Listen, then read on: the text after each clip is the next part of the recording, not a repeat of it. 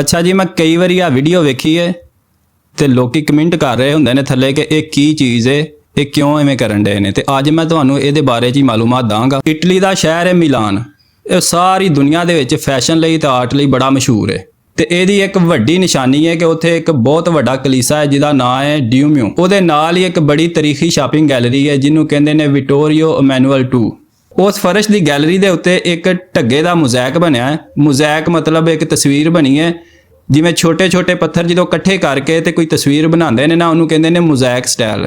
ਤੇ ਉਹ ਸਟਾਈਲ ਦੇ ਵਿੱਚ ਉੱਥੇ ਇੱਕ ਢੱਗਾ ਬਣਿਆ ਤੇ ਕਹਿੰਦੇ ਨੇ ਕਿ ਜੇ ਕੋਈ ਬੰਦਾ ਆਪਣੀ ਅੱਡੀ ਉੱਥੇ ਰੱਖ ਕੇ 3 ਵਾਰੀ ਘੁੰਮੇ ਨਾ ਤੇ ਉਹਨੂੰ ਖੁਸ਼ਕਿਸਮਤੀ ਮਿਲਦੀ ਹੈ। ਜਿਵੇਂ ਪਾਕਿਸਤਾਨ ਦੇ ਵਿੱਚ ਨਿਆਣਿਆਂ ਨੇ ਭਾਂਡੇ ਖੇਡਣੇ ਹੋਣਾ ਤੇ ਪਹਿਲਾਂ ਖੁੱਤੀ ਕੱਢਦੇ ਨੇ ਤੇ ਫਿਰ ਖੁਰਦਰੀ ਹੁੰਦੀ ਹੈ, ਵਿੱਚ ਅੱਡੀ ਰੱਖ ਕੇ ਘੁੰਮਦੇ ਨੇ ਤੇ ਉਹ ਖੁੱਤੀ ਫਿਰ ਜਿਹੜਾ ਉਹ ਪਲੇਨ ਹੋ ਜਾਂਦੀ ਹੈ।